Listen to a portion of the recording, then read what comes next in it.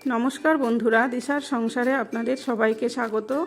আজকে আমি আপনাদেরকে করে দেখাবো ফুল চিকেন রোস্ট।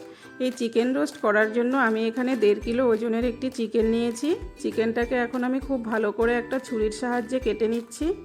এভাবে চিড়ে নেব, চারপাশটাই এভাবে ভালো করে চিড়ে নিতে হবে, তাতে এর মধ্যে মশলা খুব ভালো করে ঢুকে যাবে, সেদ্ধটাও খুব ভালো হবে। এখন আমি এর মধ্যে দিয়ে দিচ্ছি 2 চামচ ভিনেগার, দিয়ে দিচ্ছি পরিমাণ মতো লবণ, দিয়ে এখন আমি দিয়ে দেব আদা পেঁয়াজ রসুনের পেস্ট, ঝাল লঙ্কার গুঁড়ো, দিয়ে দেব কাশ্মীরি লঙ্কার গুঁড়ো।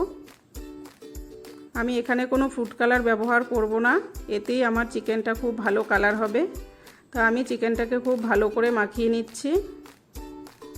সব মশলাগুলো দিয়ে এভাবে মাখিয়ে নিতে হবে।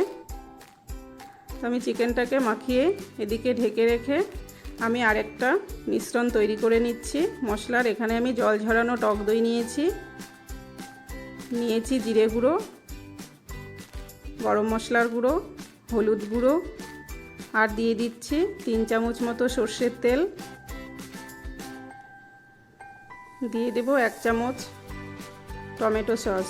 দিয়ে আমি এই মিশ্রণটাকে খুব ভালো করে মিশিয়ে নিচ্ছি।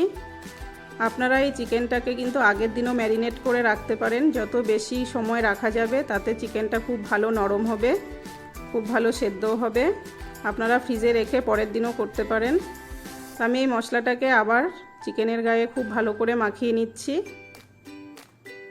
এই চেরা জায়গাগুলোতে খুব ভালো করে এভাবে ডলে ডলে মশলাগুলোকে ঢুকিয়ে দিতে হবে। তো চিকেনটা আমার খুব ভালো করে ম্যারিনেট করা হয়ে গেছে। এখন আমি চিকেনটাকে রেস্টে রেখে দেব 4-5 ঘন্টা ঢেকে। ওদিকে আমি একটি উনুন বানিয়ে নিয়েছি ইট দিয়ে। এখানে আমি একটা লোহার রডের মধ্যে চিকেনটাকে গেঁথে নিয়েছি, নিয়ে আমি এখন চিকেনটাকে রোস্ট করে নিচ্ছি। তো চিকেনটা আমার খুব ভালো করে সেদ্ধ করতে হবে, খুব কম আঁচে সেদ্ধ হবে, খুব বেশি আগুনে কিন্তু পুড়ে যাবে। আমি এখন এর মধ্যে একটু চামচে করে তেল ছড়িয়ে দিচ্ছি চিকেনের গায়ে। খুব ভালো করে চিকেনের গায়ে তেলটা মাখিয়ে দিচ্ছি, উল্টে পাল্টে এভাবে করে নিতে হবে। তো চিকেন রোস্ট আমার রেডি হয়ে গেছে। আমি চিকেনটাকে লোহা থেকে খুলে বের করে নিয়েছি। তো দেখুন আমার চিকেন রোস্ট রেডি। তো এই রেসিপিটি আপনাদের কেমন লাগলো আমাকে লাইক, কমেন্ট, শেয়ার করবেন, পেজটিকে ফলো করবেন।